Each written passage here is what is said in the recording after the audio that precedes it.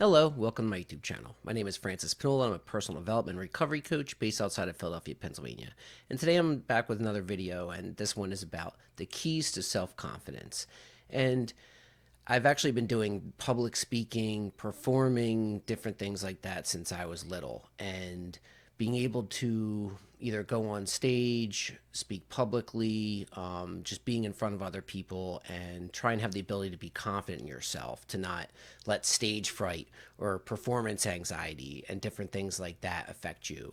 To nowadays, for modern people, I notice, I go to the gym and I can tell different people that are either anxious, nervous, lacking their confidence in what they're doing in the gym. And I'll go in there, I don't care. I'll be in there doing my thing, dancing. I don't really, I'm not that concerned with how other people perceive me. And I think that that is actually part of one of the keys to self-confidence, is getting over other people's perception of yourself.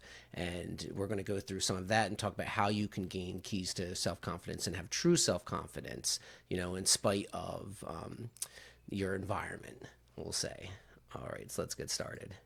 So first, let's accept that you're not going to please everyone. People that are diverse and like different things. Suppose you're performing on stage, some percentage of people are going to be like, oh, that was amazing. Some percentage of people are like, you suck. You need to be able to be comfortable with somebody booing. Suppose you're doing something and one person's in the back like, I'm really not enjoying this, or boo. You need to be able to deal with that. Just like I'm making YouTube videos and I were to get negative comments, I've had them. Like if you're on the internet, people are going to say things. You need to be comfortable with this, right? To have self-confidence in that, understanding not everybody's going to like you or what you're doing, and that's okay. So let's get that out of the way first. You're not going to please everybody. Second, get to know yourself. Understand your values, the things that you really care about and believe in, your ideology, your values, your knowledge, your skills, and then how you want to carry and present yourself to the world. And also, in knowing your knowledge and skills, know your deficits, know your shortcomings, know where your skills top at, like understand and have these honest conversations of yourself where you're at, and you won't get as dismayed by any, negative feedback, lack of progress, different things like that, because you're working to build these knowledge and skills. And then as you acquire them and have more confidence and faith in your knowledge and skills, and as you improve them, that'll help you build more self-confidence as well. Also, get to know your body and how it moves. In order to have self-confidence, I see a lot, especially with young people, and like everybody else on this planet, I was young at one point, and but I can tell this awkwardness in movements and uncomfortability in their own body. And you can especially see it in like teenagers who've suddenly grown this, they feel awkward inside of their own skin because you're getting used to your body and how it moves. So different things, that can help you by exercise, yoga, tai chi, I'll go through some of these different things to get to know your own body. Suppose you're acting or performing, get to know your own face. How do I look, happy or sad or frightened? These different things, like get to know being inside of your own skin to be more comfortable in it. Also, be unashamed in who you are and what you like. As long as what I'm doing isn't hurting anyone or myself, I'm going to do what I enjoy with my time in my life. I'll be a fan of what I'm a fan of. I'm going to enjoy what I'm going to enjoy. And if somebody else says, ooh, I don't like that, or why do you like that? It's not going to affect me, because they're entitled to like what they want, and so am I. And then be unabashed in that. And then other people who are into that, like, oh my God, I like that rare niche thing that you're into, like find your tribe. Instead of trying to be everybody's tribe, find your tribe, just, and put that out there of what tribe you're in, if that makes sense, And I think that also experimenting these different things and getting to know yourself, that's part of this, learning that confidence in who you are, your values, where you fit in, what kind of tribe that you enjoy, or tribes that you like to migrate through, will help you gain this confidence in yourself as well. So our foundation is like, get to know who we are inside and out, right?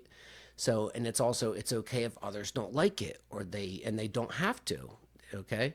And also see, we're going to learn, we're going to apply ourselves, and we're going to live our values and keep it moving forward. So once again, as long as what I'm doing isn't hurting anybody and I enjoy it and it's part of what means something to me and I value, I'm not going to be concerned with what other people think. They can like it, they cannot, they can be on board, fantastic. You're going to talk to your friends about maybe different changes you're making in your life, and they're like questioning, though, I don't think I would do that. And it's okay. They're going to have different perspectives and different goals and different values than you, and they're allowed to have their opinion. You don't need to let it hurt you or sway you, but you can consider it, you know. So next, also, if there's a part of myself that I do feel ashamed of, okay, so if you're looking at yourself in the mirror, being able, and when I say look at yourself in the mirror, I don't even mean just like physical body wise, I mean your own eyes, like your how you view yourself when you think about yourself. If there's some part of your aspect of your behavior, your life, that you would like to change because maybe you feel ashamed of, ask myself why. Now, shame to me indicates that something does not align with how I view myself or want to be viewed. So maybe it's like I want to spend more time with my family. I want to be more compassionate. I want to give back more. I want to, use more words of encouragement and positivity to the people around me, these different things. Or maybe, I want to focus on my health more, whatever it is, okay? But ask myself, is this something that I want to address?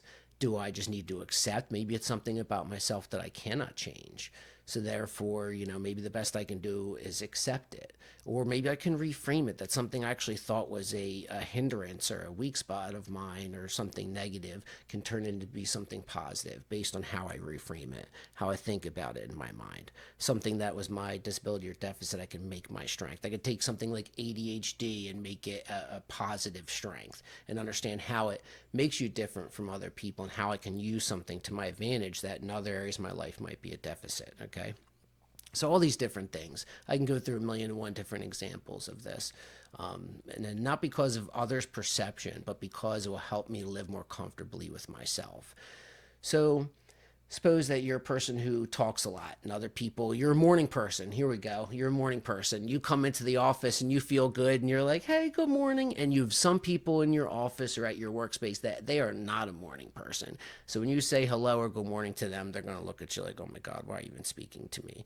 Now I can choose to either like address it, by not saying anything, making, just waving, kind of accept, okay, this person's not a morning person. I'm going to continue to come in and be pleasant and say good morning, and they're going to look at me grumpily. I'm going to go about my day, or reframe it like everybody's different. I don't need to let it upset me. I can continue to do what I'm doing based on my values because I like saying good morning to people, and other people don't have to. They don't even have to reciprocate, and that's okay. And once we can get to that point where people can be themselves and I can be myself, I think it's a lot more freeing to accept yourself and accept other people, which can build confidence in yourself because you accept yourself. I can look at myself in the mirror, I can enjoy my own company, I can be with myself and not have different spots that I'm not enjoying. Doesn't mean there's not still things you're working on, but not these things that would cause any kind of emotional upset in yourself. So in my opinion, everything comes back to our values, how we carry ourselves in the world.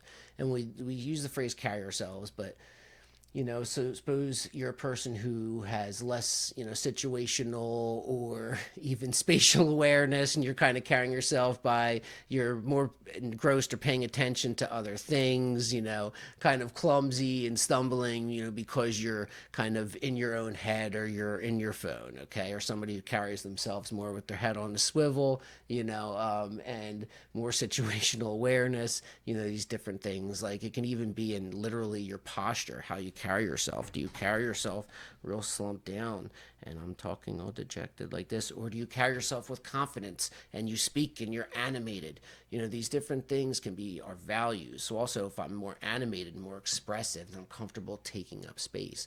If I'm more shriveled into myself, then maybe I'm more anxious. And also our values could be that the world is a dangerous, scary place that may not receive me well. I don't enjoy that. Or the values can be I'm comfortable not being liked. I'm comfortable taking up space and it's okay. And I literally help, especially people with severe anxiety, help teaching these things. I've never had a problem with self-confidence. If anything, maybe I go on the other side of the spectrum, ever since I was a kid where I, unearned confidence, but I love looking at these different ends of the spectrum and finding out where is this balance for myself, where is this healthy balance for different individuals. So to help people learn to take up space, it's okay. It's okay to exist and be here, okay? Carry yourself, in the world. Be here, be present, present yourself to the world. It's okay, be here. It shows the world our values and things we prioritize. So I think, how do I want to show my values and express them to the world? So then, what do I prioritize in life? What do I value the most? And how do these values and priorities impact the way that I live my life? So if I'm carrying myself as a very responsible person, very aware person, maybe I carry myself, or I speak softly and empathetically to people, but I smile at everybody I walk by in the hallway. It shows that I value togetherness. I value camaraderie. I value teamwork. I value positivity. I value happiness. I value a good environment. That's why I bother to smile and say hello, because these are the things that I prioritize, that I value in life.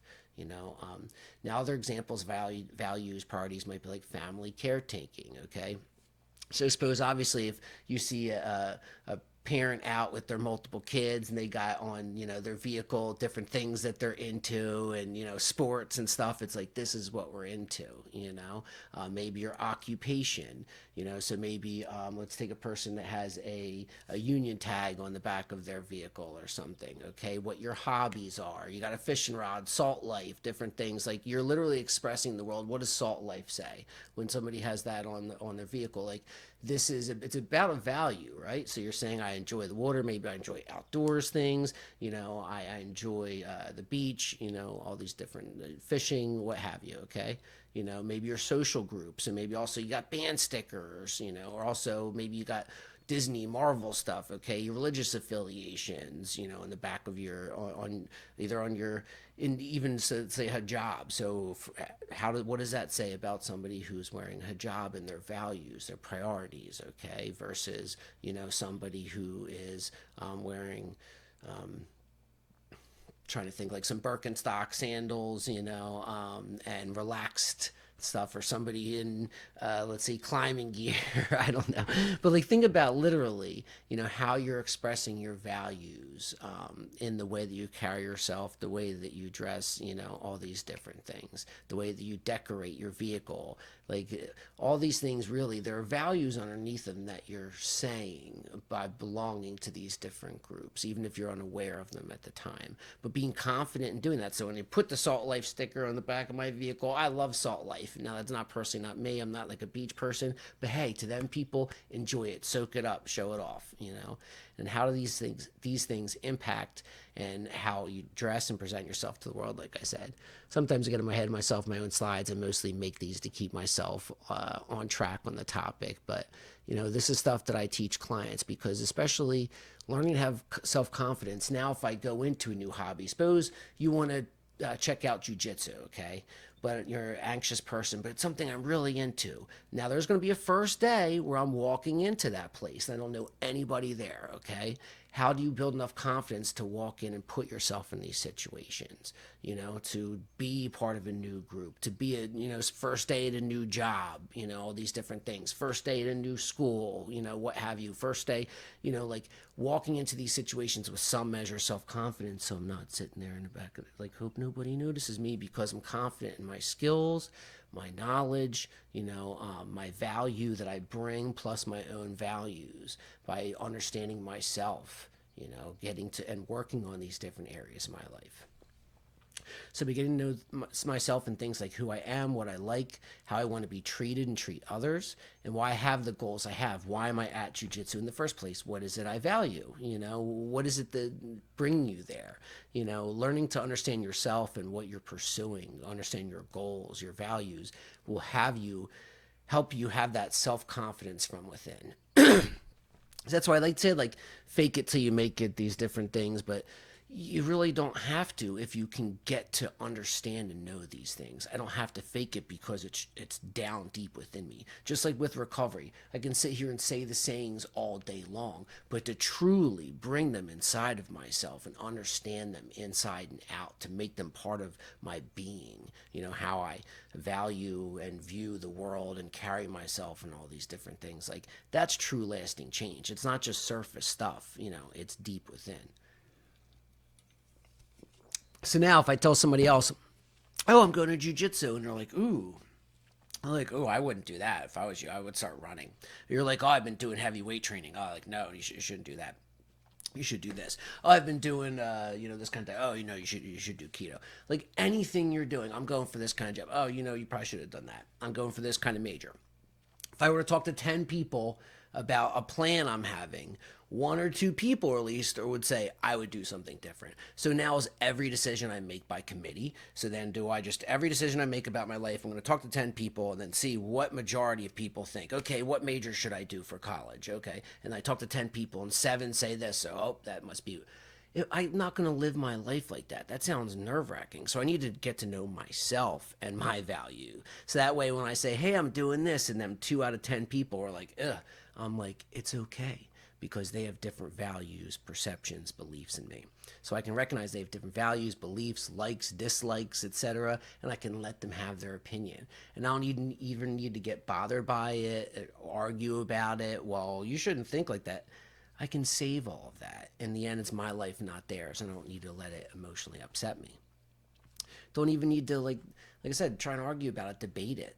There for what? Just learning to understand how different people are and how they view the world, and getting to understand your own worldview, your own values, the things that you want to pursue, the things that you believe in. That's how we get that self confidence. They can say ooh all day long. I don't care, And you could say that's cold. Like I literally don't care. So when I say this, that's all right. That's the self-confidence. Now, at the same time, in the interest of growth and learning, I will always consider the opinions of others and check them against my own values. So if I'm like, hey man, I'm going to become a professional skydiver, my friend's like, I don't know, maybe the risk versus reward, is this something you really, are into, how's this going to work out? Or I'm going to become a professional paper plane maker. I'm just making stuff off the top of my head. And someone's like, is that really a thing? Maybe I need to consider their opinions and check them against my values, experience, and knowledge. Like, do they have a point in what they're saying? But at the same time, still be confident, not just be immediately swayed, but I don't just want to plow through their beliefs and the beliefs and opinions of others without thoughtful consideration.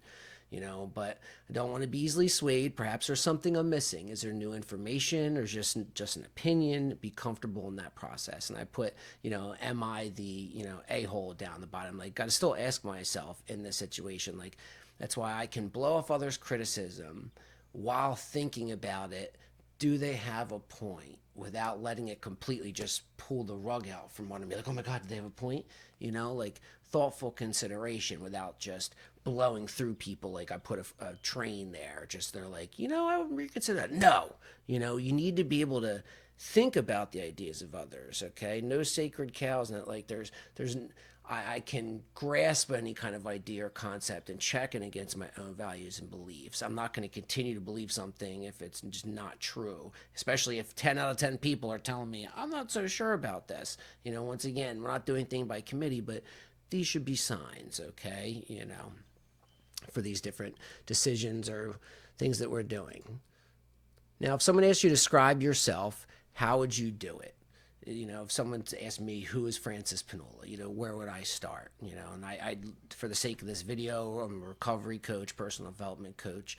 But for me, really, suppose I wasn't neither of those things. Suppose suddenly a natural disaster hit and something happens and that job doesn't exist. Like I tell people, or suppose I'm wrongfully convicted of a crime. All of a sudden I'm in jail for a murder I didn't commit. Who am I now?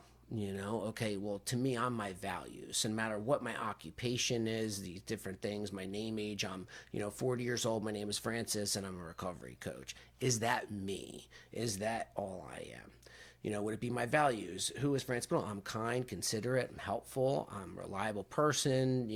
I'm not personally a parent, but you would say about yourself, I'm a great parent, I'm a great spouse. To me, having my values more define who I am, than a current title or thing that I have. I live in, I work at, all these different things change. But my values, no matter what situation I'm in, no matter what city I'm in, state I'm in, country, I like to think, how can I live these values? And I put myself in extreme, even hypothetical examples, like how do you live your values in a tough situation? If I'm homeless on the street, how do I still be kind and considerate, not rob people, okay, not do these different things? Like how do I still be helpful? My grandmother used to say, it doesn't cost you anything to be kind. And, I come from not super wealthy people. So when they say, like, it doesn't matter how poor you are, you can be kind, you can be helpful, you can be supportive, you can be loving, you can be part of a team. We're all in this together, no matter what your status or where you're at. So I'm not my income, I'm not what I own, I'm not what kind of car I drive, I'm not what house I have, because all them things can be taken away, right? Who I am then is how I carry myself, which seems to come back to my values, because that informs how I carry myself no matter the situation, okay? So everything is taken, I'm in a potato sack. How do I carry myself? How do I live my values? I'll wear my potato sack with self-confidence because I'm still going to be kind and considerate and compassionate and helpful. That's where I get it from. And learning to understand these things, and I'm going to be who I'm going to be in spite of, the criticism of others. That's how I build my self-confidence. And, kids are wonderful at having self-confidence a lot of times until negative things happen. Then you get a few bad experiences like, oh my God, oh, that's how things are going to work out. But sometimes, no, you got to keep building your skills, pushing through, learning from the experience, adjusting, and just keep all putting it together till you get to know your body, yourself, your values, till you can have that true self-confidence burning from within. And even when there's a time I was confident in my skills, I couldn't look at myself in the mirror for different things, different areas of my life that I wasn't proud of. But when I learned how to address these things, now I can look at myself with confidence. I can film these videos. Even if this video gets no views, I'm still going to do it. I'm still going to spread the message I want to spread. It's interesting. I was watching these different videos on making YouTube videos, and everything seems to be about conforming what you're doing to try and match something else instead of just doing what you're doing, and be confident in what it is you're trying to do in your vision. And when they talk about, now authenticity is suddenly on the rise, like, why did it ever go away to begin with? Instead of just trying to copy everything else, like, be authentically yourself, be confident in your values, how you want to carry yourself, be you. And whoever's going to vibe with it is going to, and the people that aren't, and that's okay. Let's see. And next I put together just kind of like a little picture collage to talk about some of the different, concepts and things. And, first I put like a person reading up at the top, so read, get that knowledge, learn what your values are, the things that you like, the things that you're passionate about, get the knowledge and the skills. So now I can verbalize them. So that way, when I'm in a meeting, when I'm having to explain my ideas, my concepts, I'm able to do so. Something I like having friendly debate on different topics. It's just like I like competition and debate. So then to me it's fun. It's this verbal kind of back and forth while you're trying to also, be persuasive and have these different, ideas, and learning to be able to do that and be comfortable in that process, that can help you articulate and put your ideas in a thought. Like I said, I don't do this with a script. Everything I'm saying, there's literally, I have almost zero filter. Things just kind of come out as I'm thinking. It's like almost fully stream of consciousness. Just give myself these things to prompt myself. But being able to do that and talk about these ideas. If somebody says, who is Francis Panola? What is recovery? What does a recovery coach do? What is personal development? What are different areas of growth? What are coping skills? What is urge coping? What is cognitive reframing? I can just literally talk about all these things because I have the knowledge and I'm able to articulate it, okay? So now also let's talk about getting in touch with your body. So we have a person exercising here. So having some self-confidence, right? If I have a little bit of strength, like I can move some stuff around, like I'm not super buff, but like, I don't know if you can see my little muscles and stuff on here, but like I work out, I can move some stuff around when I need to, but I have some confidence in my abilities. When someone says, hey, can you help with this? I'm like, sure I can. Actually, I started one of the things early in recovery, I was doing Tai Chi, and it was interesting just to, that was a time I actually felt some kind of energy, which is really cool, doing some different motions, but getting in touch with myself, I got better balance out of that. My balance wasn't ever super terrific, so Tai Chi definitely helped improve that. Yoga is not really my thing. Other people I know are super into yoga, but another thing that can really help you get in touch with yourself. Learn to take up space like she's doing. Learn how to stretch, get in touch with myself. So that way I'm less anxious about doing these things when I'm out in the world. Because I can also be able to perceive yourself. If I think a lot of times, whether it's acting, performing, you're trying to put yourself in the shoes of the audience and imagine how it is that you're being perceived. And I think the more that you can do that, you can have confidence in that you're projecting and putting the things out there, the vibrations that you want to put out in the world. So if you are spreading friendliness, that is what is coming out. Now I think I look friendly, but actually I look grumpy all the time, if that makes sense. Learn to get in touch with your body, your expressiveness, all these different things. So now talk about how you express yourself and the things you do and how you dress. So somebody that works in construction, I've had a lot of different clients also that have worked in different labor fields. And even my own father, worked in a lot of different things, but he loved doing construction. Like, he loved renovating people's houses. The act of building, the act of taking something older and making it new again, that is super exciting and super valuable. My favorite picture of my dad is him sitting on a bathroom floor he was doing kitchens and bathrooms. And the smile on his face, and that's a person on like a roof there, but like people that have, suppose I also have clients in like roofing companies and things. So when you're out wearing your own business's shirt, it shows, this is what I do, this is what I'm about, right? And I have somebody that they're into fashion. Now, maybe the stuff is super expensive, or maybe I go to thrift stores. So what does thrifting say? It says that I value cost effectiveness. I like, making things new again. I like having things be versatile and used. And what does that say? I have this guy, he looks super confident, older guy there with the beard and the hair, and that's a beauty also of age. Is that's where a lot of times you see these people, they're confident in who they are. They're not concerned about how you're viewing them. He's going to rock what he's going to rock. And if some 15-year-old or something doesn't get it, that's okay, right? They have somebody skating, like back in the day, that's like a whole vibe. What is somebody that's into skating or in outdoors, physical activity? What does that say about you? Now, I'm not going to skate in super expensive stuff. That wouldn't make sense. You're going to tear it up. So I value stuff that I can actually going to be used, right? I value my skateboard, but my trucks and my things are really, expensive and nice on my skateboard, right? The things that I prioritize, the things that I value. I have like a cowboy looking guy there. So if we're like Carhartt and stuff, what does that say? Like, what are the things I value? Now, it doesn't say that different people, even in these different occupations, things can have other different values, but I think you get what I'm saying here. Now you have a person here that's like hiking, and what does that say, about explore, let's see, I guess I was going to say explorativeness, but like the willingness to explore, adventurousness, these different things, because there might be a lot of people that's something that's outside of their comfort zone, but people who are willing to challenge themselves. So what does it say if you like going on these different challenging hikes, and I do skydiving, or I do, mountain climbing or different things? What does that say about the things I value and how I carry myself in the world, how I experience this world, the things I want to do?